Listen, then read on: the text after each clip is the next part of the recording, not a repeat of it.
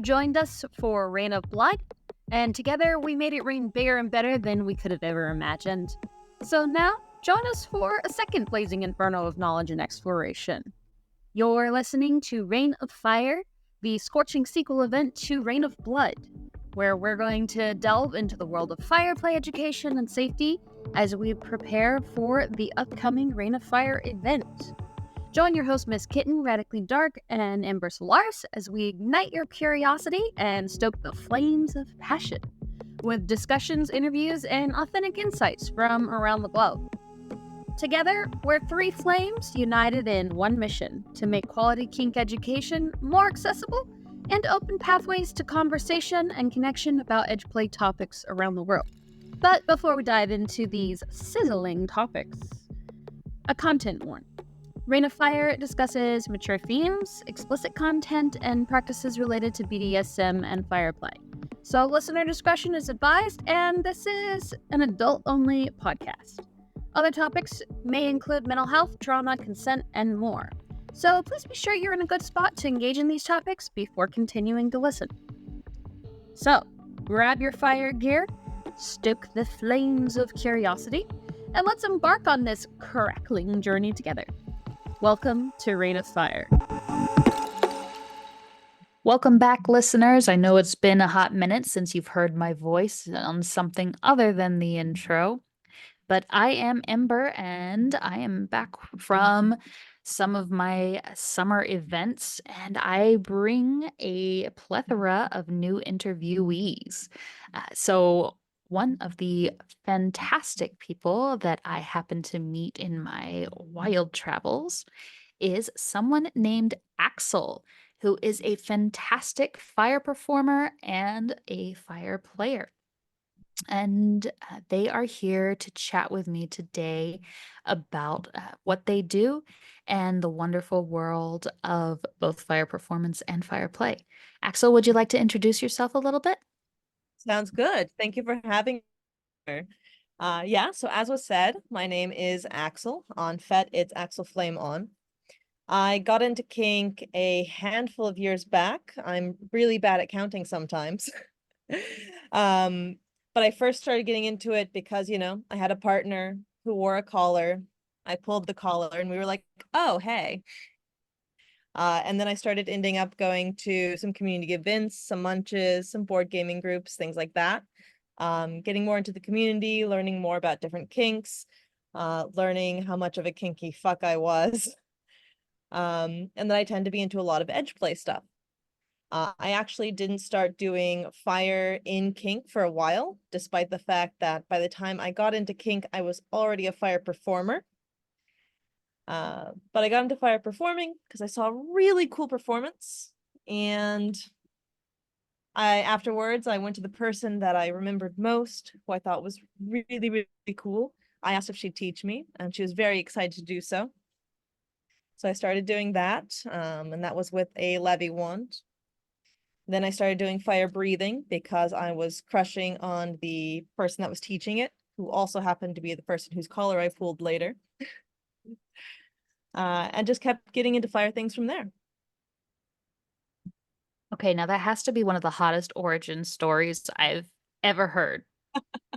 No joke.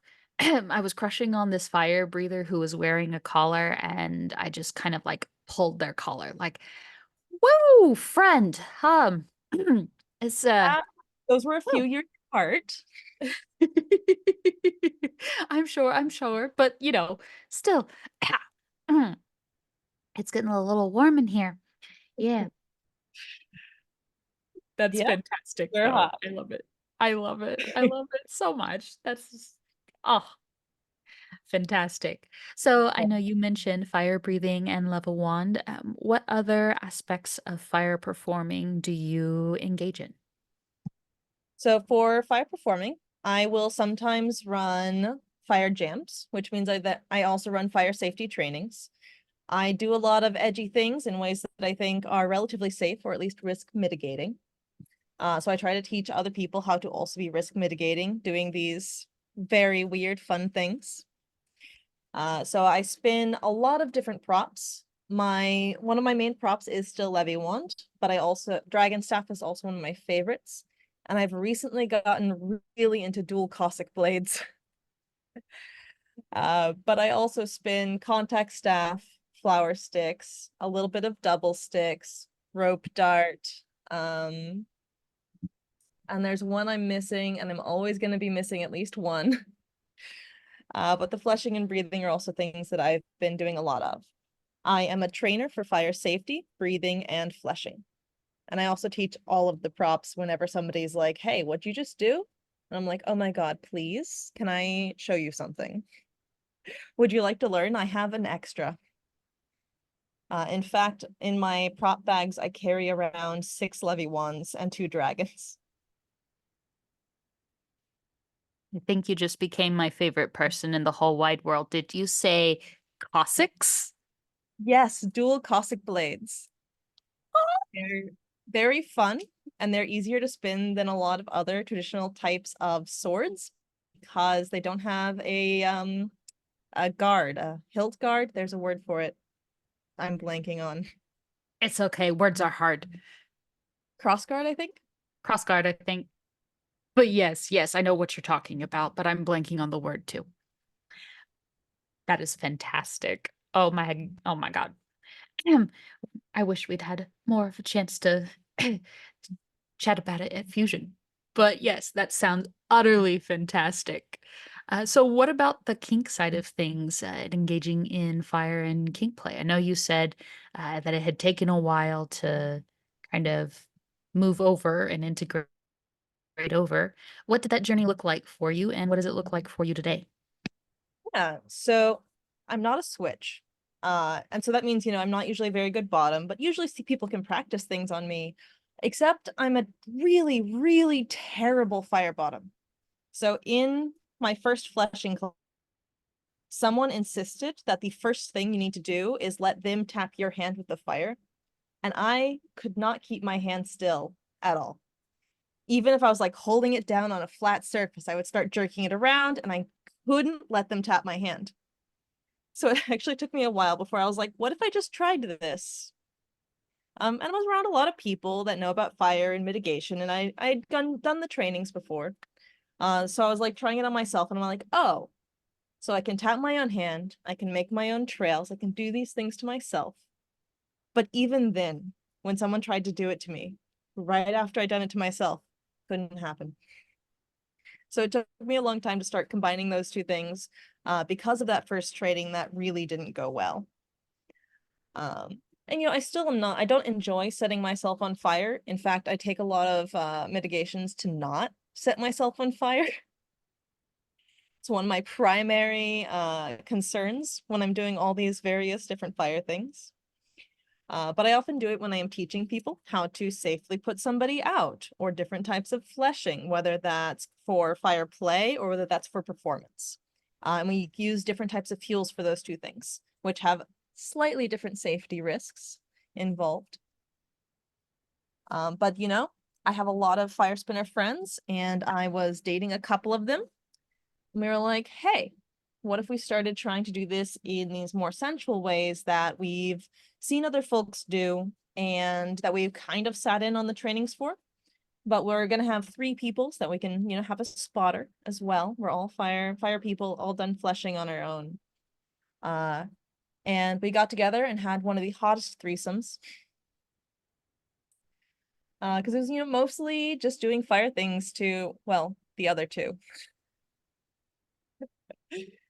Hey, now that is definitely one way to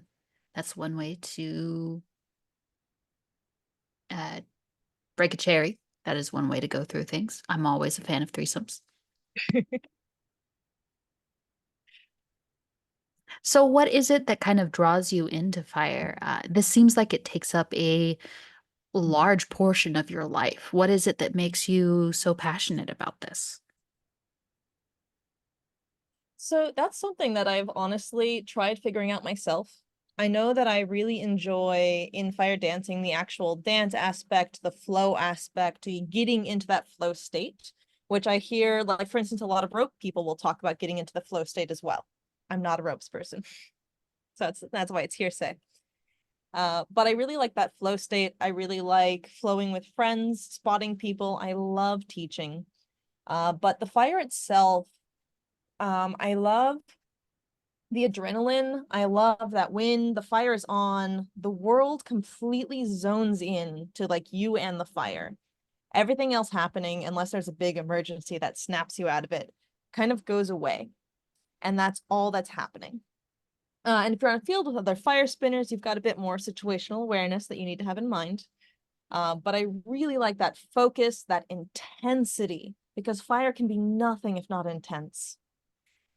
And it's a very cool primal force that you are sitting there playing with and dancing with and sharing that experience with. And when you're doing fire play, it's very similar.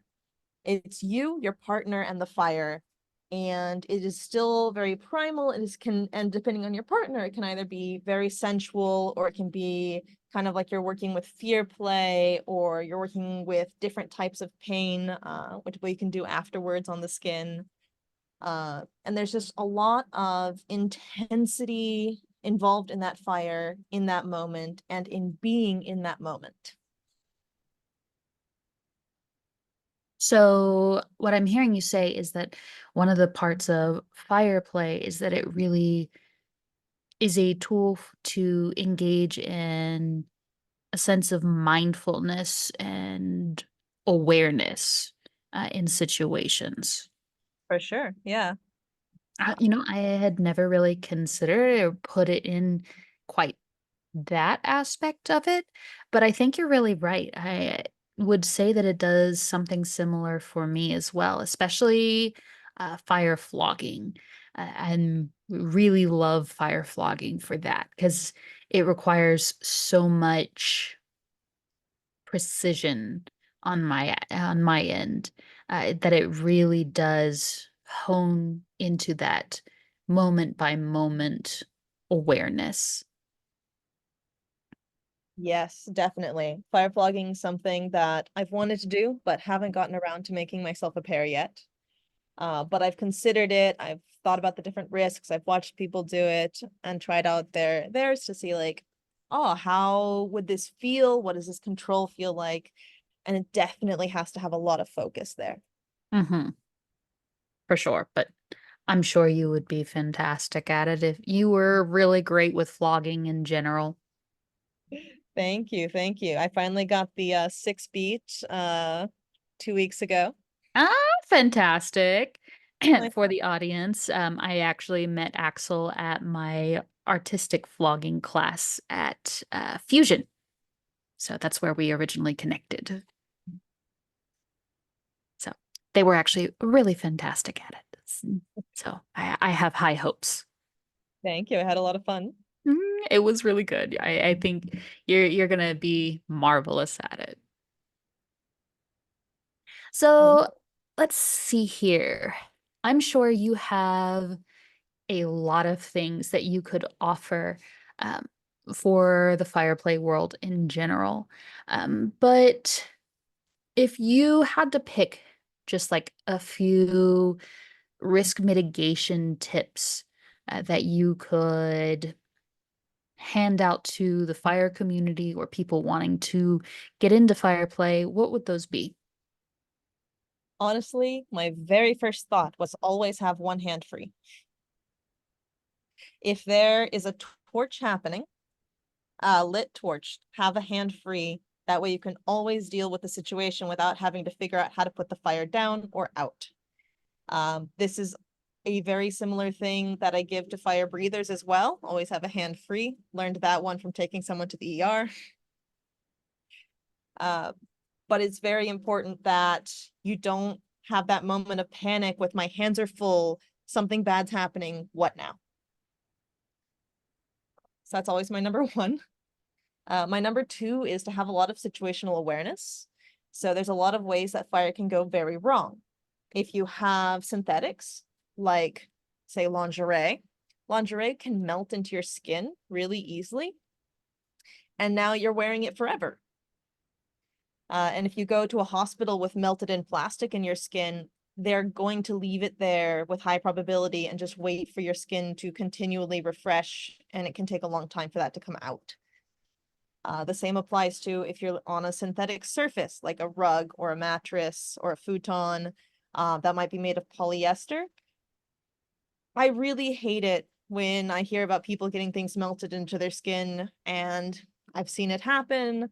I am very careful about it myself, but I know that when we're doing things like fire play, maybe we'd like to do them in our bedroom. And so being very situationally aware when you're doing fire play, I think is more important than a lot of the other big steps that you can take, which is, for instance, where's my fuel? Is it somewhere I might knock it over? Is it somewhere that a flying partner may knock it over? Is it somewhere I may light it? Those are things that wrap into the situational awareness that are also important. But just thinking about your space and being aware of where things are in the space, or being aware of how much your partner moves or how much that you like to swing your hand out, I think matters even more than knowing all the steps right ahead of time.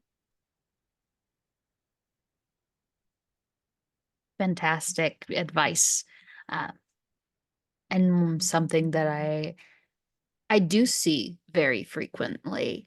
I think setting ourselves up for success and thinking a few steps ahead can make such a big difference, especially in the unanticipated situations. Definitely.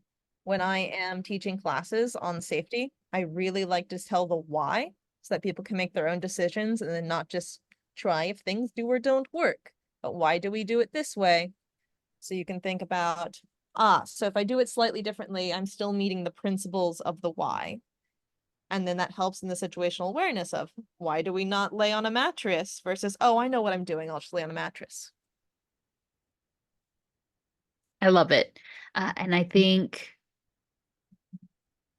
sometimes there is, or at least I've seen some attitude of, I at least know what I'm doing, I'm practiced in that, and I can ignore X, Y, or Z. So I think you bring up a really great point of no, knowing what we know still means that we abide by these specific risk mitigation tactics. So You can't absolutely love say informed consent if you're not informed about the why, that. and especially for edge play stuff. I love it. So, what kind of challenges or misconceptions do you face about fire play and or fire spinning performance in general? I think one of the big ones is how common burns are, which if you're taking a lot of different mitigations, you're hopefully either only getting very, very minor, like sunburn-like burns, or no burns at all. So for fire spinning, I rarely burn myself. I did recently burn my arm a little bit, and that's because I had a brand new prop with a lot of fire and was not wearing sleeves. So the next time I burned, I wore sleeves and was fine. But with fire play, a big part of that is, oh, but it's fire, won't it burn you? Like, yes, it can. It's fire. Fire is scary and should be feared and respected. But that doesn't mean you can't play with it reasonably safely, especially if you know about your partner, if you know about your partner's skin conditions, or if they know about their own, to know like how dry is their skin. Does their skin burn easily? Like, how can you see if it's starting to burn or feel that tenderness? So the burning is really the biggest one. I also have been asked, is that real fire? So many times. I guess that's not a struggle I face, but just a really common misconception. To the point that I'm almost like, no, there's a green screen, you just can't see it.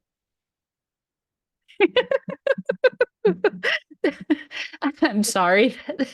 That's not actually that funny, but oh my goodness. Is that real fire? That's a hell of a question to get asked. Like, you think you might be asked once or twice by some dumb guy on the side of the road. No, it's all the time. Oh my People's gracious. brains will just break sometimes.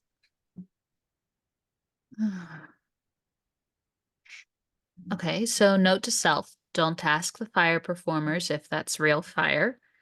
Um, I would think that one is obvious, but for the listeners, in case. Oh, yeah, no, I can imagine that would be a rough one. That would be very difficult to handle. It's more So silly than are there any that you tend to face or see within the fire community, particularly, or within the kink community that aren't fire players? um I think a lot of it is reservations about edge play or about fire being dangerous, even if it's not your partner. Like, what if you dropped your torch? I've heard from reservations from other folks that do fire play about partners saying, "Oh, but not in the house."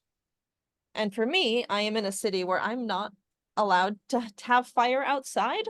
So I'm like, "Oh, I have high ceilings. I know what fuel I'm using very well. I've looked at the spec sheets. I've looked at the fumes it can put off. It's totally fine in the house. Just don't do it in the attic because the ceilings are kind of tilty there." But questions about where is it safe to do it and people just being like, I'm not okay doing that in my house. You can't light anything bigger than a candle in my house is something that I've heard before. Honestly, I usually host people rather than going places because I just host all the time. So I have had fewer problems with partners being like, oh, we can't have fire in the house. But I've heard that one be a big one that folks have trouble with. For sure. So let's see. What are some of the resources that you would suggest for folks looking to educate themselves on fire? I mean, I was talking to Radically Dark a little earlier. I mean, fire has literally been one of the most important discoveries that humankind has made. We've been studying it for tens of thousands of years. Like, we know a shit ton about fire, like really, really a lot about fire. So what are some of the resources? Where would you suggest that people go to learn about this lovely, fantastic thing? So for fire itself, I have fewer resources than things like what fuels do we use? How do we know if a fuel is safe? What is carcinogenic? Because those are the things that I deal with more. Because I am in so many fire communities, I am often able to talk to people and get smaller resources from them or go to various trainers because I know so many people that train a lot of classes.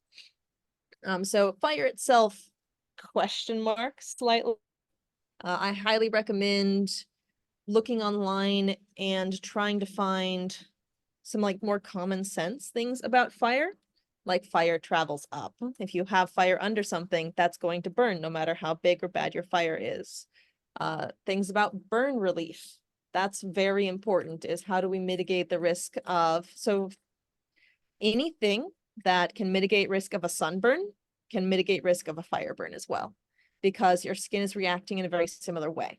So looking up things about sunburns, different ways to keep your skin hydrated, different ways to help mitigate those risks apply perfectly well. Looking at what things are flammable or not, or just doing burn tests on different properties, I think is really useful. Almost no lingerie is going to be fire safe. So just be naked. Let it all out. Thinking about different ways to make things fire retardant. There are chemicals that you can like soak sheets in to make them fire retardant, even if they aren't naturally. That's something that's very useful to look into. And if you do want to look at the fire spinning documents, keep in mind they use a different fuel that is not safe to use indoors. So if you're going to be thinking about, oh, what if I used kerosene? Please never use kerosene for anything, except, the actual stuff it's meant for. But I know people that have used kerosene to fire breathe with, and I'm like, oh my God, you're going to kill yourself. Yes, please don't do that. So look into whatever fuel you're thinking about using. Would you like me to say a little bit about a fuel question mark here? Please talk all about the fuels because I have few resources on fuels that I have posted, but that is frequently one of the biggest questions that I get asked. Yes. So for indoor use, isopropyl alcohol is my number one recommendation. It evaporates quickly. It doesn't really have fumes that we should be concerned about because it evaporates so quickly, and is great. You cannot use the denatured one. It is a different chemical structure, and that is going to cause bad burns. But there is a big question mark that people have about which isopropyl is better to use, because the higher percentage isopropyl burns hotter, but for a much shorter period of time, and lower percentage will stick around longer, but burn at a lower heat. I personally suggest that people use 90% or 95%, and that will burn hotter. But a big reason for that is because it is less easy to fuck up. So if you're doing a fuel trail and let's say you have you go across the elbow on an accident, or maybe it's gone down your arm, you now have fuel in your elbow, and that fuel can stay lit longer than you want to. So with 90%, it's going to burn off a lot faster, and it will also evaporate a lot quicker just naturally. And if you have one big flash, okay, maybe that was too hot, maybe you got a little burned, but you can deal with it. If you have the lower fuel ones, then it's going to stay lit longer, and it will let the flame get hotter. And letting the flame get hotter is, in my opinion, that duration, that heat plus duration is more dangerous. And letting it remain lit there, if you try to put it out, you might now be spreading the fuel instead of choking it as well because of how pooling occurs. So it is a big thing that people are like, go back and forth on. So I tend to go for use a hotter flame that is safer than the lower alcohol content flame.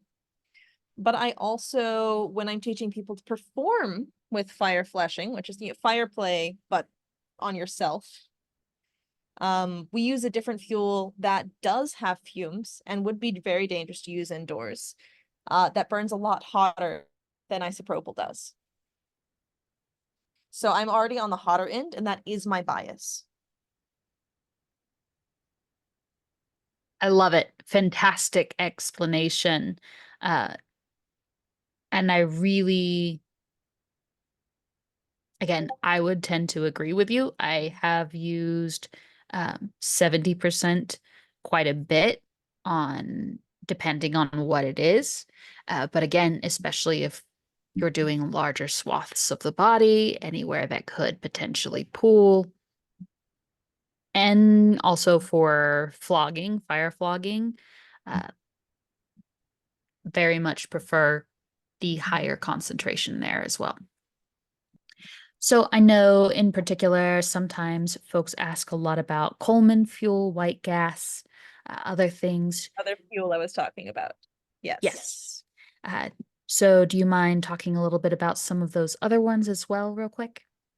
Yeah, so Coleman's camping fuel, otherwise known as white gas, is what a lot of fire spinners use actually, because it has a relatively low flash point, meaning it burns less hot than a lot of fuels. You're still burning the fumes, not the fuel itself, as with mini fuels that we use. But you have to keep in mind that even though it is less dangerous, it is still carcinogenic, whereas isopropyl is not. Paraffin is also non-carcinogenic, but it leaves gross oily residue that you can't control super well. So while yes, it can be used, I think that paraffin is very much less pleasant fuel in all ways for fire on the skin. It's great for other things. White gas is what is used often for performances. Sometimes people will mix 50% paraffin with 50% white gas. to try to get a mixture of both worlds. Paraffin burns even cooler than white gas does. So by combining them, you get a smaller flame, but it will stick around longer. So if you want the flame to stay on the skin, mix them 50-50. I think it's way better than just using paraffin because you have way less gross oil everywhere. A note about paraffin is that it is basic. So if you get something acidic, it will break down those lipids really well, and you can take lemon juice and wipe it on your like partner's chest and it'll break down those gross lipids. Which, you know, you may or may not want to do at the end or during, depending on what's going on. But other things like soda water also work. So if you soak a rag in soda water, you can wipe down with that. Now, that is a very useful tip that I was not aware of. Yes, I am around paraffin a lot. And so is paraffin typically utilized in fire performances on the skin a lot? Yes, it is often used in fire performances for the fleshing types of things, or when you need to have your fire burn longer. So let's say you need to do 7 minutes of fire spinning. My props spin between 2 and 5 minutes with just white gas. So you can, by mixing the paraffin, you can increase that spin time, which performers will use when they need to be up for a while. Or especially if they're a very small troop, like, you know, 1 or 2 people. That way you don't have lag time for refueling. You're able to have more set time, which usually makes whoever's paying you a lot happier. But so mixing, if you're outside, do not do this inside because again, white gas puts on, I've done white gas inside before, not for on fire on the skin, but I was doing some photography stuff with it. And we didn't realize how bad the fumes were because they'd been building up a little more slowly. And around the end of it, me and the person doing photography with me were like, man, we're kind of lightheaded. And we walk into the hallway and we didn't realize where the vents all went. So there's some other people in the hallway that were not consenting to this, that we'd accidentally gassed out. Oh no. I know, I still feel bad. This was years ago. Hmm. But so again, Ned, don't do this inside. You're going to have very bad things happen. Even if you have decent ventilation, just please, if you're using white gas, be outside. That's the big thing with white gas. Another thing to know is that white gas is carcinogenic. Mhm. People do use it for things on their body. People do use it for fire spinning. People will use it for other fire-related things, but it's a risk that you should know about, even if you choose that it is a reasonable one to take, which I do for many fire things, but not all of them. It is a risk that I can't take, unfortunately. I have a genetic disorder that causes cancer already, so just my baseline risk is 80%. So, Well, I'm glad you didn't accidentally start using kerosene. oh yeah, no, I've been around plenty of kerosene in my day, and yeah, no, that wasn't gonna happen. Good to know. Not gonna happen, friends. Mm-mm. So let's see. And just for clarification, this when we're talking about paraffin, we are talking about paraffin oil, not paraffin wax. I'm so sorry. I should have specified. No, no, Yes, you. you're good. I just know that we tend to have a lot of new folks listening in who might think paraffin. What the fuck are we talking about? Paraffin oil. Yes. I mean, even with paraffin wax, we are actually melting the paraffin to be an oil, and that's what burns on the wicks. Fantastic. But yes, we are using. You want to use specifically ultra pure paraffin lamp oil. It can be in exactly the same bottle as the one with citronella and other additives. The other additives can throw off how hot it burns or if it's safe to be on the skin. So if you find some like mosquito repellent citronella, sorry, mosquito repellent paraffin, don't mix that with other fuels or put that on your skin. Now, it's possible that you can find one of them and you look into all of the different fuel facts and you're like, oh yeah, this one's totally safe. I know all the additives. I know exactly how it's going to burn. I know other people that have used it. They've explained how it works to me. Then sure, that can work. I err on the side of caution. I know that ultra pure paraffin lamp oil works. I know that it's pretty easy to find, and I often buy a gallon jug of it because that's what's available. I love it. Yeah, you can. I buy mine from like Ace Hardware, which is the same place you can get Coleman Camp Fuel. I don't think they sell isopropyl, but maybe not. Nice. It's very easy to find though, especially in the summer because that's what people put in tiki torches. Very, very nice. I love it. Let's see. I think the other occasional fuels that I see mentioned is a gel form of isopropyl, I think. Or is it gel? Yeah, but that one is not recommended usually, as it Gels clings tend to the to burn skin. for a while. Yes, and it tends to cling to the skin. So that one is not particularly recommended. I don't know about that fuel in particular, but from the whys that I do know is yes, the clinging to the skin and the burning longer would make me hesitant to use it, Mm-hmm. especially on anywhere that does curve in, like small of the backs curve or between boobs curve a lot. Yeah, So I'd be extra careful with anything gel-like. And same for paraffin, it clings to the skin, so it can be suboptimal. for sure. Let's see here. Is there anything else that you would like to tell our listeners? Because you are an absolute fantastic wealth of information related to this. Like, I could sit here and chat with you all day about this shit. Um, I mean, I can talk a little bit more about some of the safety things to watch out for, Oh, or be some things fantastic. about fuel, if those are things you'd be interested in. If you have specific questions about what if we wanted to do fire play with rope or in sensitive areas, I can answer some questions on that.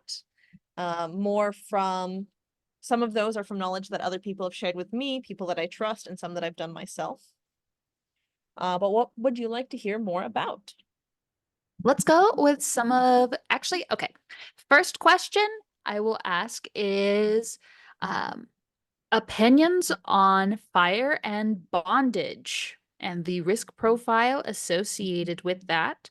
And then let's go with more general risk mitigation tips, negotiation tips, and then whatever the fuck else you would like to talk about. Because again, I could sit here and listen to you all day about this. You're fascinating. Thank you, thank you. I love talking about this stuff too, and you're great to chat with. So yeah, with bondage, I love bondage, but I'm not a tyer, so I tend to go for other types of bondage. I know that for tying specifically, you need to be very careful about what rope you use because most rope, or at least cheaper ropes especially, are made with synthetics or that are part synthetic. So if you have, let's say you have full coconut rope, um, that'll burn. If it's got little fraying strands on it, those can light really easily, but it won't melt into your partner's skin. So any sort of rope, all things can catch on fire. When we are talking about what are fire safe materials, we are often talking about materials that are made that will just burn off and not melt into you. So if something is 95% natural fiber or more, we call it fire safe. So if you have a rope that's 95% cotton or 95% jute or 95% silk, those are all things that are totally fine to tie with, but if it has a looser weave, it will catch on fire more quickly. And another thing we need to keep in mind very heavily is that these can all absorb fuel.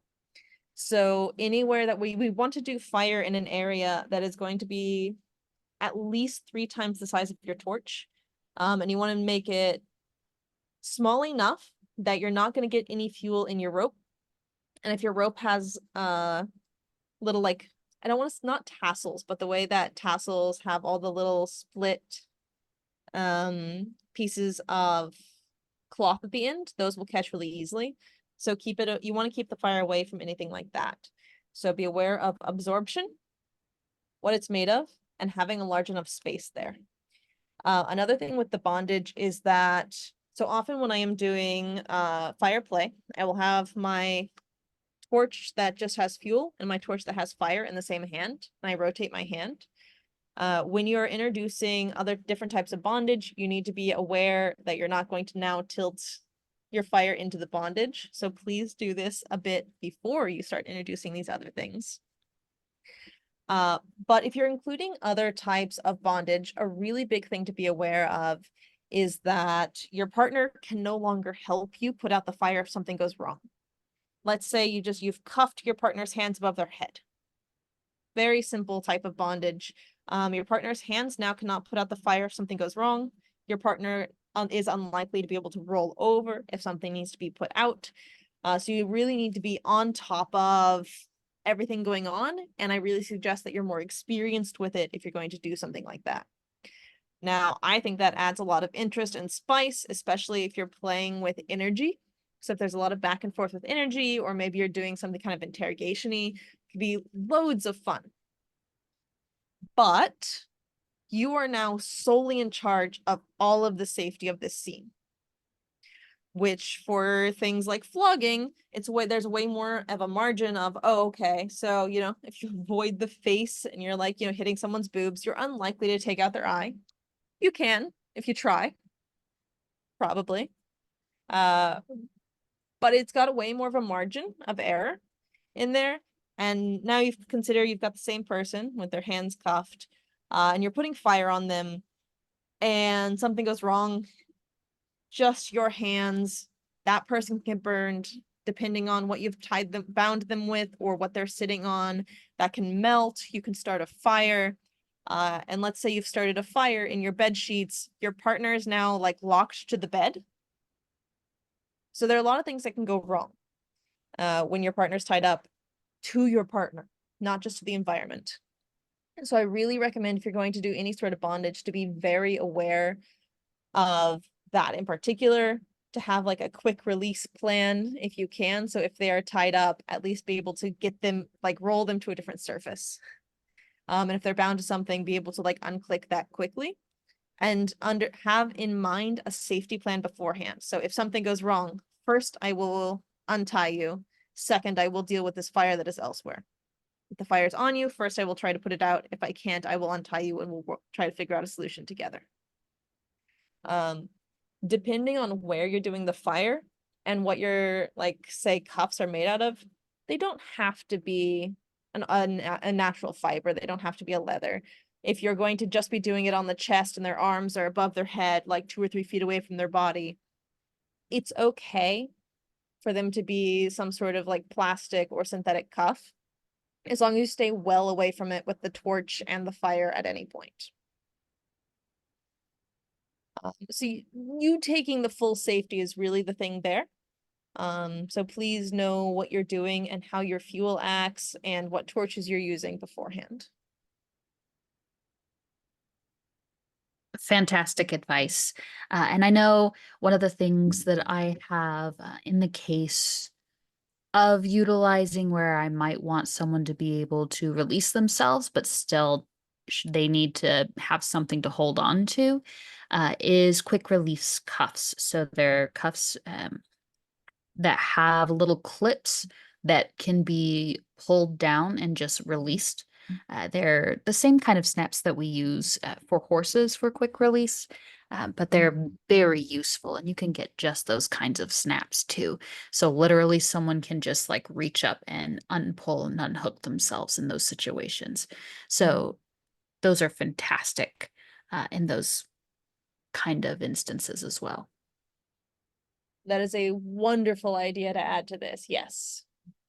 So, and of course, that does that does little for the actual bondage sensation or feeling trapped, but it does at least give people something to hold on to in those instances where perhaps the balance is something that is more desirable, which I find is typically the reason that folks usually ask for it. And I think another thing to keep in mind also for listeners is, if you are using some sort of a synthetic anything, that the person who the synthetic anything is on should understand the risk and be consenting to that risk, and be aware of it as well. So, just as an FYI, don't put it on them just because you don't think it's going to catch on fire without them knowing. Yes, that's a great point. You know, just because you don't think it's going to catch on fire, informed consent. Let's please practice informed consent and make sure that they understand the risks of all the equipment being involved.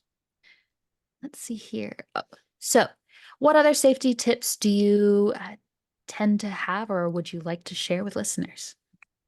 Yeah, when I first started doing fire play, I followed very strictly the sort of fuel rules that I had on the fire field. And I found that those were a little too much for small torches in a bedroom. So what I suggest now is going and getting a little paint can. The paint can have a lid, so that way, you put the fuel into the can, fuel up, put your lid on, and you make sure that that is away from the surface, because you don't want someone to flail and hit it, or you don't want the torch to hit it, or you don't want like if you have a lighter that will stay on, for the lighter to fall in. Being able to just lid it also keeps it from evaporating and just helps with a lot of little small things that you might not think about. Another thing with the paint can is if it does accidentally catch on fire, you can put the lid on and it's not, unlike glass, it won't suddenly explode from the heat. Unlike plastic, it won't melt and then spill burning fuel everywhere. So I just think that having that little metal paint can is really useful. Another big safety thing is that you want to have some sort of fire retardant blanket or towel next to you. For me, I just use what I use for fire spinning, which is a chemically treated blanket called a duvetine. I know that a lot of folks will get towels and get those towels wet and have a wet towel nearby, because just a towel, you might put something out wrong. Wet towel helps a lot with that because it also clings to the skin more. You need to make sure that you do not put fuel on either of these options. So I was talking to someone else who does fire play, and she was saying she was watching someone do a scene where they were putting fuel on somebody and it was dripping off their boobs onto their towel. And so now their towel is fueled. So if they needed to put out a fire with it, it will catch fire instead. So make sure that's within arm's reach of the free hand that I mentioned as number 1 earlier. So it's really easy to grab that towel if you need to with that one free hand. And if you're doing a long scene, or let's say it's summer and you have a fan or an AC blowing right at you, to be aware that it can dry out. I suggest don't just do a wash rag. Have something for if your partner's torso is on fire that you can put on their torso. And keep in mind to smother, not pat. If you pat something, it will fan the flames. And if you have a wet towel, it will smother for you. It will just drop on somebody and take away the oxygen, because fire is made of fuel, heat, and oxygen. Taking away the fuel can be really difficult, and the fire is doing it itself. Taking away the heat is nearly impossible. So we take away the oxygen whenever we're putting the fire out. And that's what we're doing when we wipe our hand following a lit trail. We're taking the oxygen away from it. And that's what we're doing if we are safetying somebody out with that duvetine or that wet towel.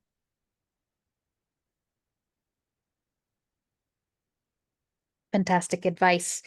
Just again, that kind of awareness. When I am teaching sharps play specifically, I teach folks to kind of set up their space in almost stages.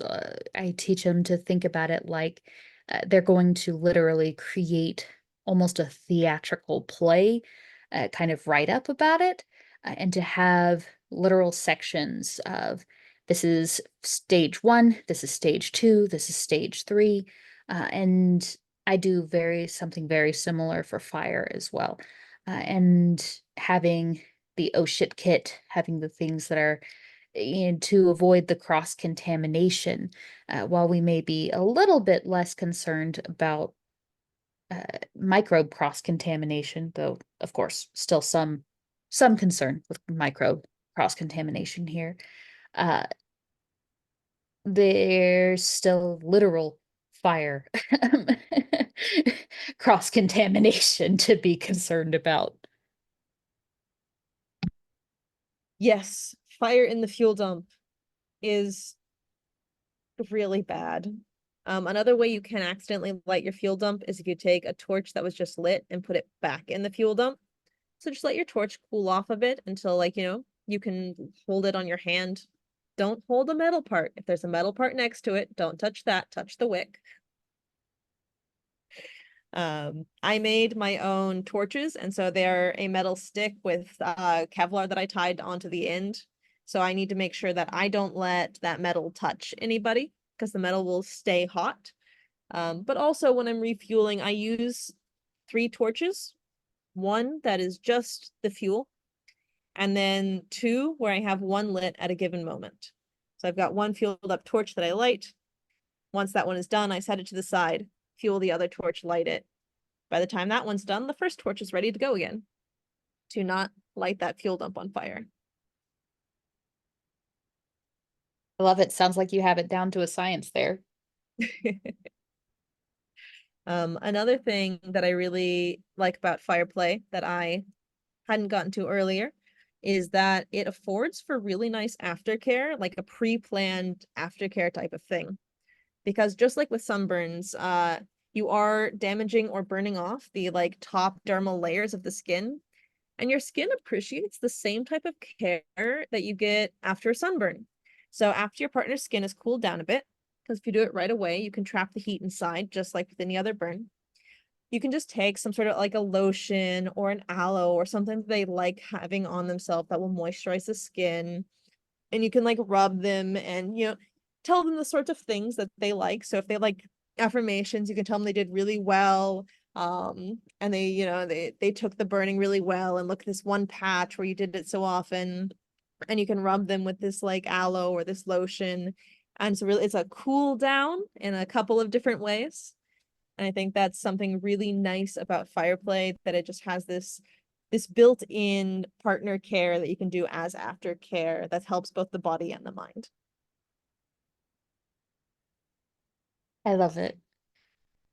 So I know something Miss Kitten has had some questions about as she's been diving into Fireplay is kind of getting more creative and building longer scenes with fire.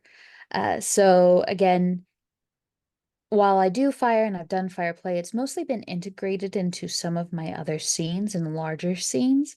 Um, So, however, when faced with the idea of doing a full just fire-based scene, it seems pretty short.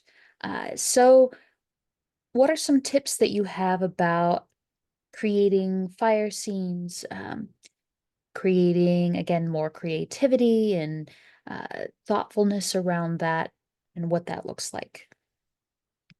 Yeah, so I think one thing that definitely helps is the 3 torches that I mentioned, because then you can just keep going. But a big thing to be thoughtful about is that you are burning those top dermal layers, and different parts of the skin have different thicknesses. So you can say, if you're doing the inside of the thighs, that's a bit of a thinner area, so it'll burn faster. So you can do the fire, and then let's say you scratch it right afterwards. That's going to hurt so much more because you've just gotten like a light burn. So you can do a lot more with being mean. If you have this fire going on, you can also smack the fire out. So if you've done it on like someone's butt cheek, you can smack it. As long as you hold your hand down, it's still smothering. If you do like a quick tap, now you're fanning the flames, which is suboptimal. You can also hand and smack that onto somebody. If that's more of the aesthetic you're going for. If you're going for like, look, I have fire and now I'm hitting you with it. And having fun with that sort of like devilish charm going on. Another thing that can be interesting is you can move down the body. So because, or up the body, Because you're burning those dermal layers, you want to be careful with how often you do it in the same spot.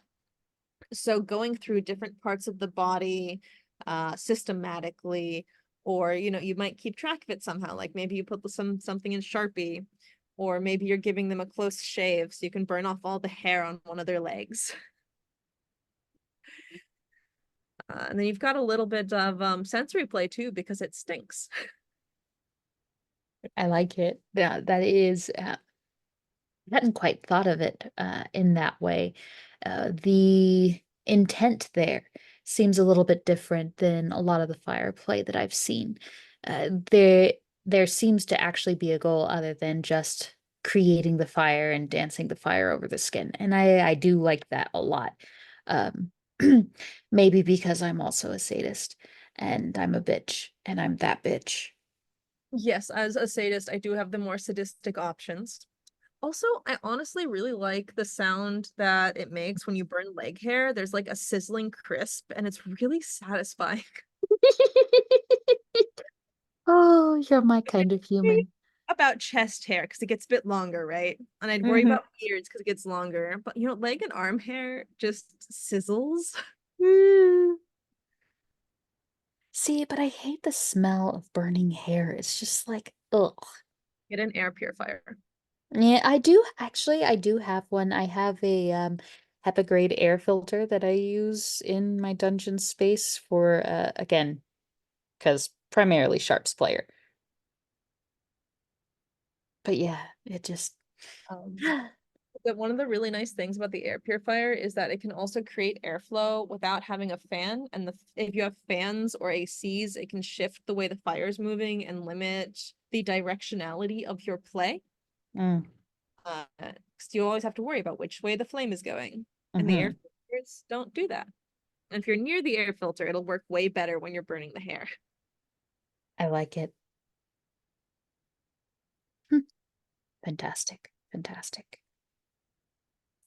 See, somehow I can work with burning skin. So when I'm working with branding, I can deal with that perfectly well. It's just the burning hair for some god awful reason. I think people have universally agreed that burning hair is a terrible smell. Yeah, but burning flesh is not much better.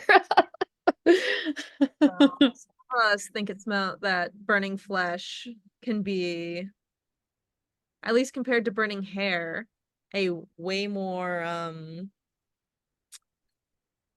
know, maybe Satisfying. or satisfying, Mhm. or just hair doesn't have that much satisfaction involved with it either. Yeah, probably not. At least not for a sadist. But that sizzle is just so nice. Fair, fair, fair. The sizzle is nice. The fear is nice. It's good, yeah. The fear is good. It's really nice for indie play. Yeah, this is true. This is true.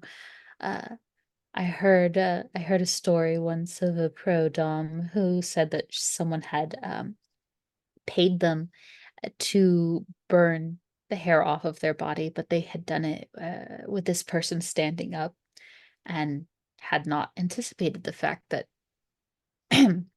fire moves upwards and heat rises. And the fire kind of went whoosh up. About gave them the scare of their lives, bless their souls. I bet. That would scare me too. And I'm like, oh, bless your heart. But also, that's kind of funny. Oh Don't no. try that at home, friends. Oh yeah, yeah. I mean, you can have your leg like bent, so you can have the fire still go whoosh up without worrying about the rest of your body. But yeah, that can be a little scary. Yeah, for Another sure. thing you can do with scenes is switch between different types of fire play. So like flash cotton, or I don't like them, but propane bubbles are another option. Hmm. Just going back to that other thing, you can also do different things with cupping. Uh, there's fire cupping. That can be fun to switch it up while still involving fire throughout. I just think of the pain aspects first. Hmm. Of course. My plug for blood cupping right there.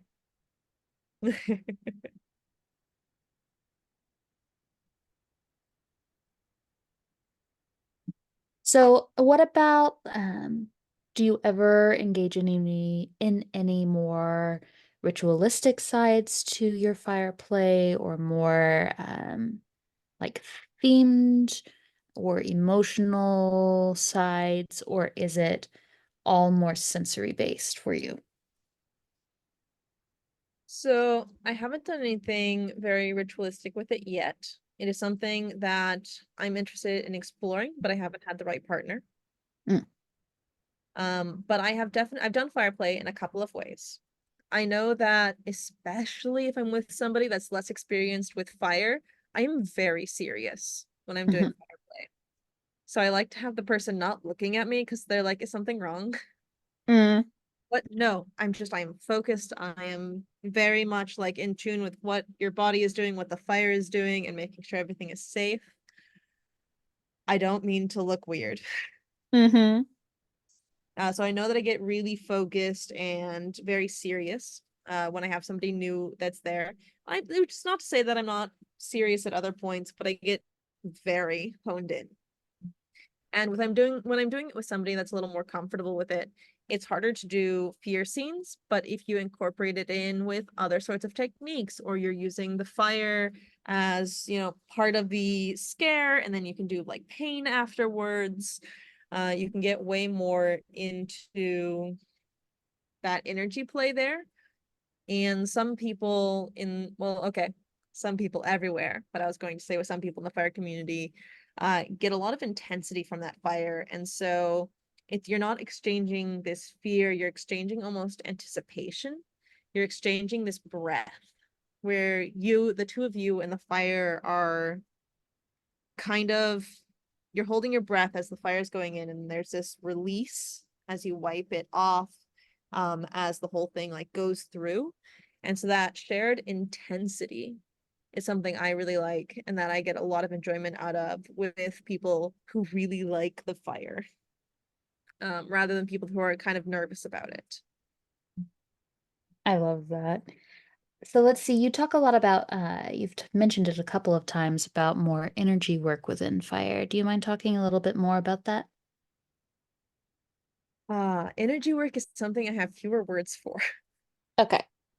Um, I think I've said most of what I have to say on it, which is a lot about sharing that intensity, about kind of falling into each other's energy and ways of pushing and pulling the other person's energy. And I wish I had better ways of explaining that.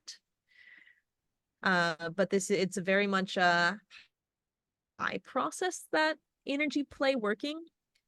And so if it is something more along the lines of the shared breath, you can play a lot with building the anticipation, with tracing your lines. Uh, I often will, if I'm doing something that is meant to be expected, I'll say I'm going to do it like this now. I will incorporate touch. I will have a lot of eye contact. Um, and a lot of just, again, I don't have a better word than the pushing and pulling of the energy back and forth. And then that shared release after the moment when you're doing the fire, that breath coming out. I like it. I like it a lot. Does that tend to be different, or how does that differ from other sorts of kink for you? I would actually say that when you're getting a lot of the intensity and that shared breath, it has a very similar feel to Dom and Subspace. Hmm. So I've had a couple of people who, when we are sharing that intensity, the look on their face and the way I can feel their energy feels a lot like when they're in subspace. So I would say that it is very similar in that way. Mhm. But it's very dissimilar from like an impact scene. Um, there's a lot of control in both. There can be a lot of DS headspaces in both, but I feel like the intensity is a different spectrum. It's like they're different types of intensity, different types of altered headspace. than a lot of these other kink types. I do think that the headspace is very similar for some people as well as doing sharps play. So I've done energy play with sharps. I have gotten a very similar feel to that intensity, that shared sigh, that pushing and pulling. But I haven't really experienced that when doing things like bondage or impact. And that Maybe makes a lot of it was sense. the pacing. Mm-hmm. I'm not quite sure, but I've seen those be very similar and very Mhm. just on the axes I described. I love it. Let's see here. Mhm. Was there anything else that you would like to mention before we go ahead and wrap things up? I think I've talked about all of my safety points, and I'm glad I got to touch on all of those. I only touched a little bit on impact, but really this slapping it out is the big thing you can do there. And then the Mhm. other thing is you've already warmed up your bottom now with real fire, and they are going to be more tender. So whatever you do is going to hit a bit harder. Mhm.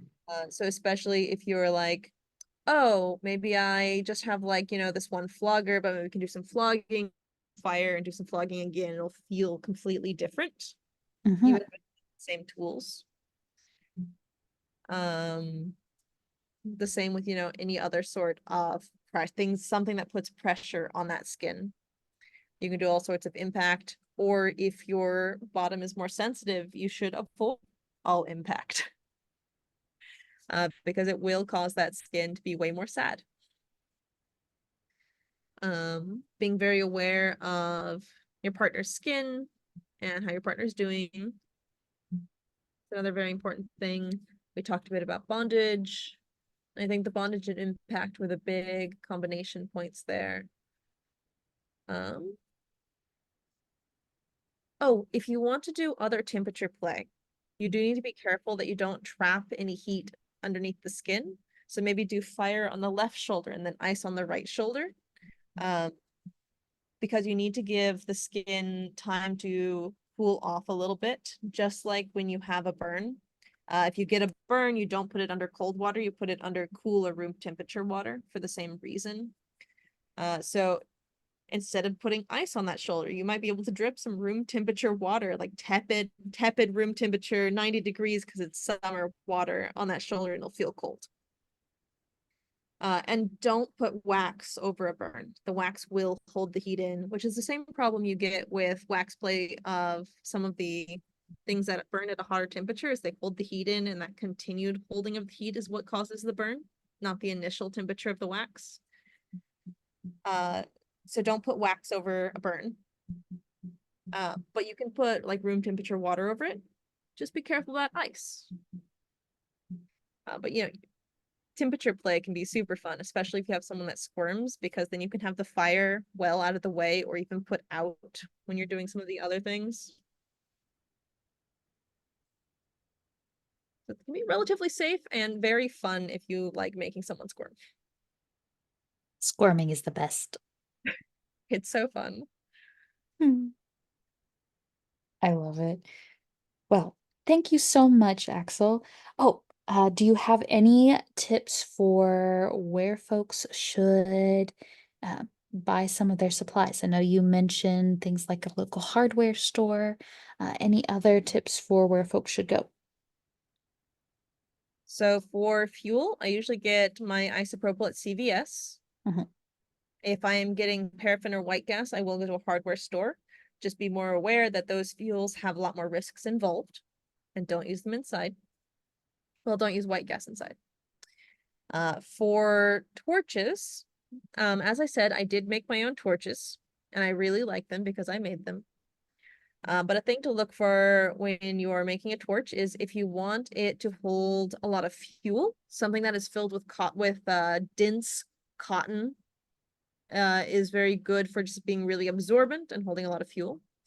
But honestly, you don't need specifically a torch for applying fuel. You can get like cotton pads, and as long as they are like an inch or smaller, you can just run those along the skin. Just be aware that now your fingertips also have a little fuel on them, and to be more careful, or do it with tongs. So you can hold the cotton, dip it with tongs, and run that along.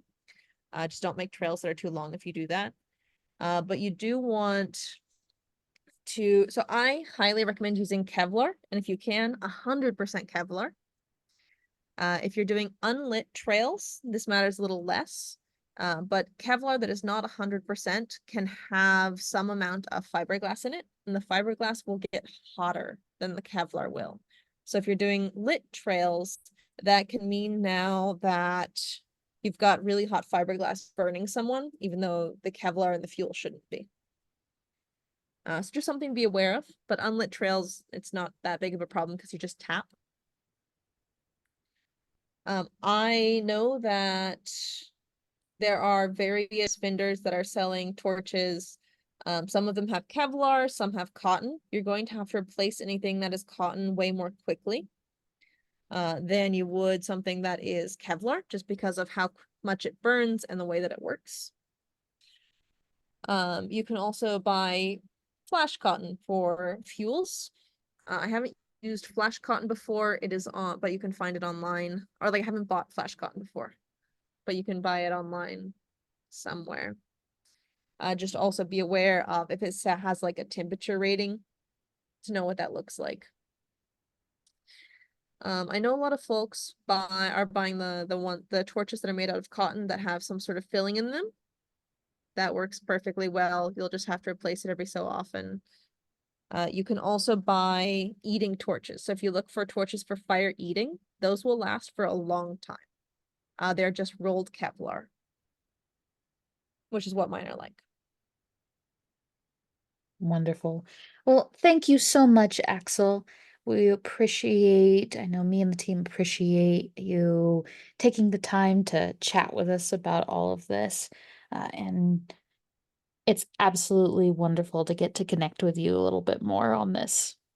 Absolutely. Thank you so much for inviting me, Ember. I love talking about these things. I love connecting with other people that like to do fire and maybe want to do fire more sadistically and various things like that. And I really do love teaching and educating people on the topic. Thank you so much, Axel. We appreciate them joining us today, and we appreciate you, listeners, and we hope to see you later for the rest of our panels and for Reign of Fire as we gear up for the main event. Thank you so much, and we'll talk to you soon.